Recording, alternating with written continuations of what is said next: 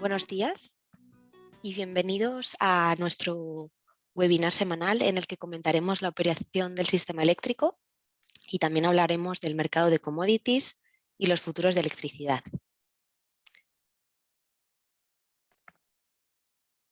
Comenzamos. Perfecto. El primer análisis que haremos será el de la demanda. Como podéis ver, el año actual que estamos comentando, 2023, es el que observamos aquí en rojo. Cuando hacemos una comparación con esta semana con respecto de la semana pasada, vemos que la demanda ha aumentado.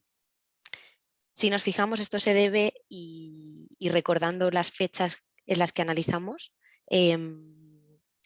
la semana analizada es la del 9 al 15 de enero y la semana anterior sería la que correspondería al 2 y 8 de enero. Durante esa primera semana del año sabemos que aún la actividad comercial está reducida debido a las fiestas, por lo que cuando ya pasamos a esa segunda semana del año, la demanda aumenta y podemos decir que se recupera la actividad comercial y las actividades diarias de un mes, de una semana cualquiera de enero. Si comparamos esta demanda con respecto a la misma fecha en años anteriores, podemos ver que esta semana fue un 6% menor con respecto a 2022 y interesante también observar cómo fue un 17% menor que en 2021, que suele resultarnos un año de referencia al haber sido un año prepandemia. Esta demanda, que continúa relativamente baja con respecto a otros valores, se debe a diversas causas, entre ellas un invierno con temperaturas que no están siendo muy frías y también, como sabemos, ciertas medidas de ahorro energético que han sido impulsadas en los últimos meses. Muy bien. Ahora veremos qué ha pasado con el precio del mercado durante esta semana. El precio medio que marcó el mercado ha sido 76,5 euros por megavatio hora. Esto ha supuesto una disminución de ese precio con respecto a la semana pasada de aproximadamente 11 euros por megavatio hora. Cuando nos situamos y comparamos este valor con lo sucedido en 2021 y 2022, ahora nuestros 2 años anteriores, vemos que este precio es un 64% más bajo que en 2022 durante estas fechas. Como podemos ver en el gráfico, esta línea azul más oscura nos indica precios significativamente más altos alcanzados durante 2022. Sin embargo, este precio sí que se acerca más a los observados en 2021. Es únicamente un 3% inferior al observado hace 2 años.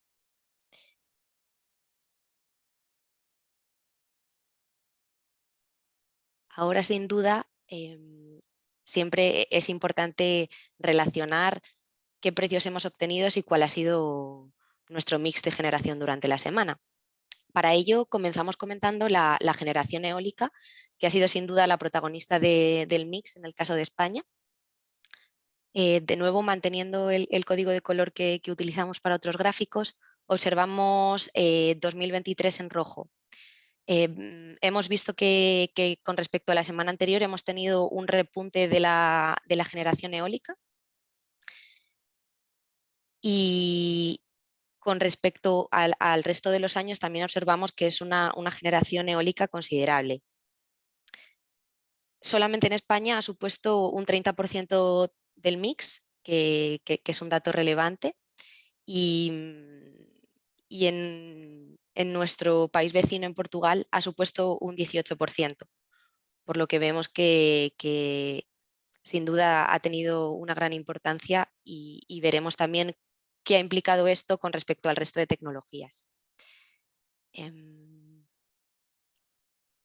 Antes de ello, y si continuamos observando cuál ha sido la generación en el resto de países vecinos, yendo de este a oeste, observamos tanto generación solar y eólica como de España, de Portugal y de Francia.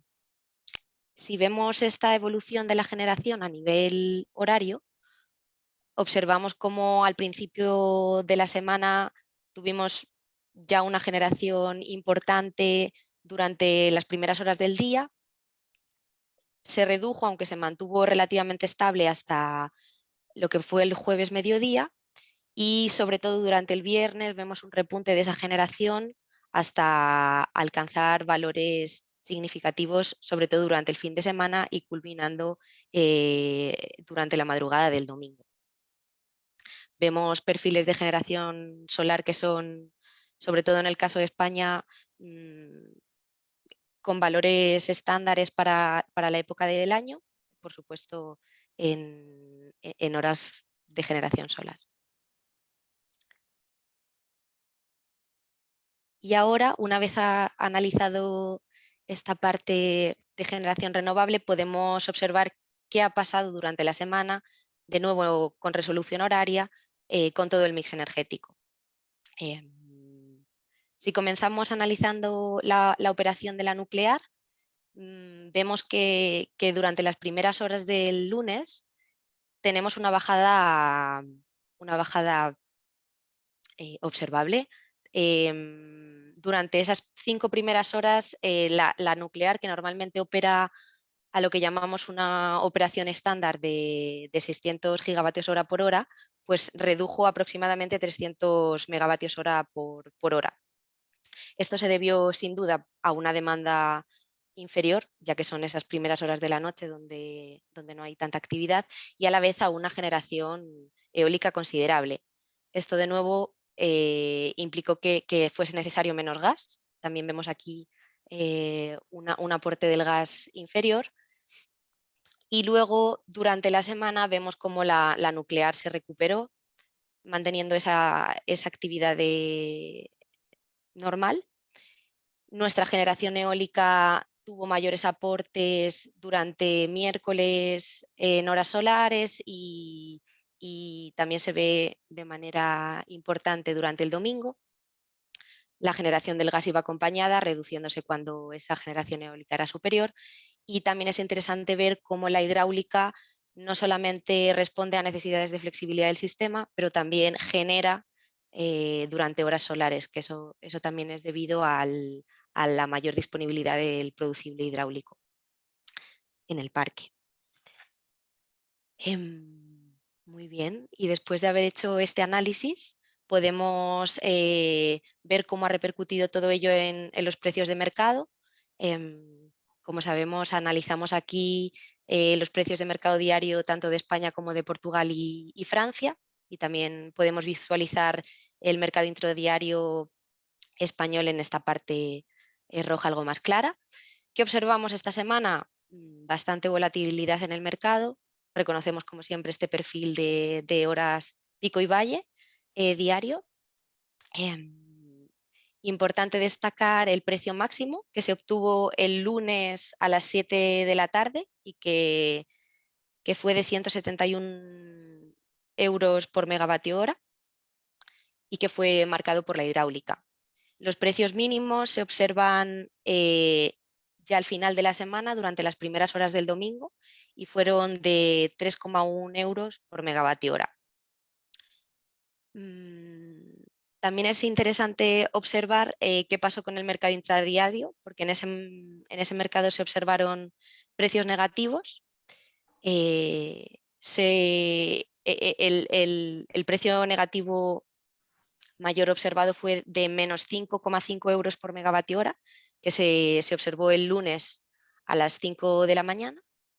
Y durante distintos puntos de la semana, sobre todo lunes y final de semana, también se observaron precios que marcaban a cero. Por último, destacar que el acoplamiento con Portugal fue de 100%. Eso se traduce en precios de mercado iguales durante todas las horas analizadas, y por ello no podemos distinguir en este gráfico lo que correspondería a Portugal en verde. y el acoplamiento con Francia fue del 38%. Eso quiere decir de nuevo 38% del tiempo en el que Francia y España tuvieron un precio de mercado igual. Muy bien, pues muchas gracias. Y ahora dejo paso a mi compañero Adrián para la parte de commodities. Gracias, Ada.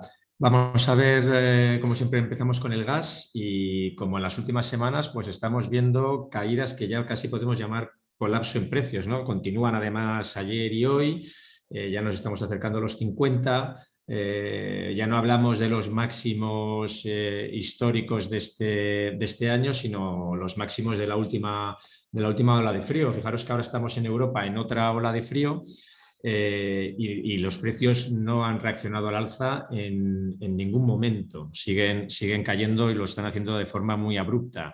La semana pasada se dejaron un 6,8 el contrato del mes siguiente hasta los 64,81 euros megavatio hora, que es el menor nivel de liquidación desde septiembre del 21. Como decíamos la semana pasada, pues teníamos aquí unos mínimos que se alcanzaron durante el día, similares a los precios en los que nos estamos moviendo ahora, pero tenemos que irnos hasta septiembre del 21 para ver un precio de liquidación en los niveles en los que cerraron el viernes pasado, que ya digo que ayer y hoy pues se han traspasado, ya estamos en los 50 euros megavatio hora, muy cerca del nivel del gas que el gobierno español está utilizando para el mecanismo de ajuste en España.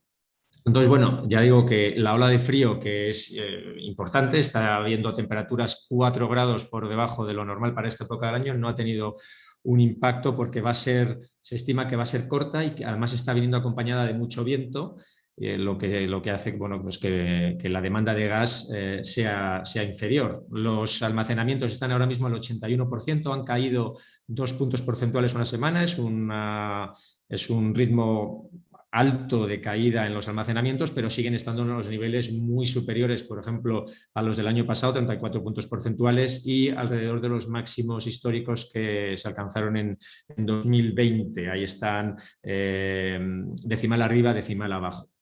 Con el ritmo, con la oferta sí que ha habido cambios, es decir, sigue siendo suficiente porque si no el mercado reaccionaría al alza e insisto que no está reaccionando al alza, sigue siendo suficiente para la demanda que hay, pero hemos visto que ha caído al menor nivel desde 2015. Que son aproximadamente 5,7 BCM por semana. Noruega sigue a pleno rendimiento, 330-340 millones de metros cúbicos al día. Rusia ha caído hasta los 30, lleva ya un par de semanas que el paso por Ucrania ha caído de 40 millones de metros cúbicos al día hasta 30 y además esta semana incluso está por debajo. Vamos a seguir muy de cerca esto porque pueden cerrar el grifo completamente. Y las llegadas de gas natural pues, también cayeron un 23% frente a la semana anterior hasta los 3 BCM si incluimos Turquía, pero siguen llegando más metaneros que lo que está yendo a Asia. Importante también en cuanto a la seguridad de suministro, decir que Alemania ya ha inaugurado su segunda planta de gas flotante, su segunda terminal, de las 5 que tiene planeadas. Esta contará para el 5% de la demanda de ese país. Y la recuperación, ya sabemos todos, por detrás de lo previsto del parque nuclear francés, pero que poco a poco entra en funcionamiento, ahora está hasta los 44 gigas, pues también presiona o también facilita que los precios o que la demanda de gas se mantenga baja. Ya decíamos la semana pasada que estos precios, que son mucho más bajos de los máximos que hemos visto en estos niveles, siguen siendo históricamente elevados. Normalmente no se pasaban de los 30 euros megavatio hora, estamos por encima de los 50, que nos parece un precio bajo, pero que no es suficiente para que la demanda industrial se esté recuperando a ritmos elevados. Entonces, bueno, de continuar, por supuesto, estas caídas, pues veremos cómo la demanda empezará a aumentar y veremos cómo reaccionan los precios. ¿Qué ocurrió con el CO2? Pues el CO2 empezó, ya decíamos al principio del comentario de la semana pasada, con una recuperación muy fuerte el lunes, que fue cuando se retomaron de nuevo las subastas en el mercado primario tras el parón de Navidad. y pese a lo esperado, que era que los precios cayeran algo por haber más oferta, los precios subieron porque la demanda la subasta fue fácilmente absorbida por el mercado. Sí que es cierto que durante la semana vemos cómo hay más retrocesos con respecto al lunes, ya subieron un 5% el lunes y al final de la semana terminó con un más 3,2% hasta los 79,86. Pese a esta recuperación que vimos aquí y ya hemos visto que el gas no para de caer, la correlación que estamos observando, fijaros cuál es la última evolución del CO2 con caídas también muy marcadas, bueno, la correlación entre estas dos variables que desde el punto de vista teórico fundamental debería ser alta y no siempre lo es, pues se ha retomado y ahora mismo es la mayor del último año. Está por encima del 0,9 en los últimos días y por lo tanto, bueno, pues podemos seguir esperando que si el gas continúa bajando, también lo vaya haciendo el CO2. De hecho, el gas está ahora mismo, según diferentes análisis, ya produciendo el cambio de carbón por gas en aquellas plantas que empezaron debido a la carestía del gas y por lo tanto pues habrá una menor demanda de CO2 en los días venideros, ¿no? Y por lo tanto esperamos que esto siga cayendo, ya digo, si el gas mantiene su tendencia bajista. Por el lado de las reformas, pues espera que el Parlamento Europeo vote las reformas acordadas junto con la Comisión y el Consejo durante febrero y veremos cuándo por fin empieza a haber la sobreoferta acordada para la financiación del REPowerEU para dejar de depender de las energías fósiles rusas. Y por último el petróleo, pues el petróleo sí subió, lo hizo con mucha fuerza, al 8,5 hasta los 85,28, sigue estando en la parte baja de los últimos tiempos, pero se apreció con fuerza ante las expectativas de mayor demanda de China. Sí que es verdad que esa mayor demanda, por ejemplo, no se está viendo en el mercado de gas todavía, y el mercado de petróleo pues también funciona con expectativas. Se espera que la reapertura, ya se está viendo que hay más tráfico en aquel país tras la política tan agresiva que han tenido de contención del COVID, pues que ya digo que la reapertura lleve acarreada o aparejada pues mayor demanda de combustible.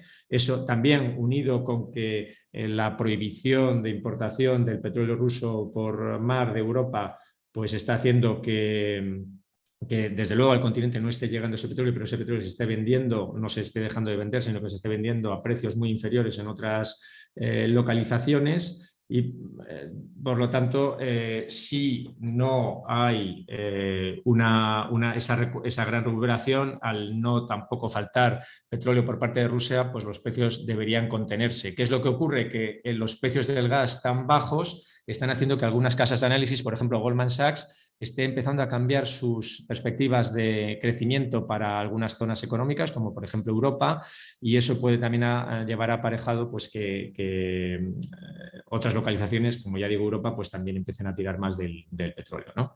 Y los futuros, ¿cómo evolucionaron? Pues cayeron igual que cayó el gas. Lo que pasa es que anticiparon, digamos, el movimiento del gas, es decir, la primera mitad de la semana cayeron con muchísima fuerza y empezaron a rebotar pese a que el gas seguía cayendo a partir del miércoles. A partir del miércoles empezaron a rebotar los trimestrales y a partir del jueves lo hicieron los anuales. El único que se salvó de la quema fue el CAL 25, que está repitiendo lo que hizo el CAL 24 durante el año 23, es decir, hay una descorrelación, no sabemos si temporal o no, con respecto a las otras referencias, está subiendo algo frente a las caídas, ya digo, muy intensas de los futuros que vencen con antelación. Así, por ejemplo, el Q2 23 tenemos que cayó un 11% hasta los 138 euros megavatio hora, el Q3 23 está cayendo un 10,9 y el Q4 cayó un 7,4 hasta los 162.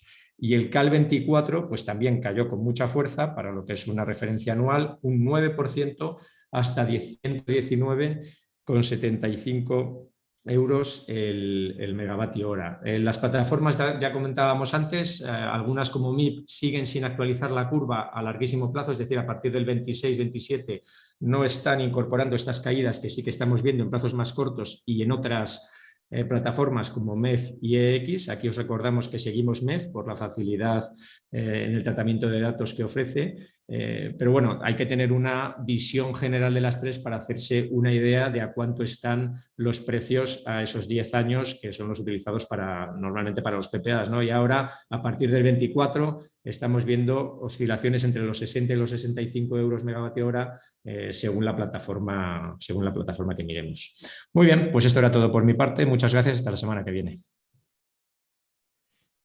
Muchas gracias, Adrián, por tu intervención y perfecto, nos vemos la semana que viene. Gracias a todos.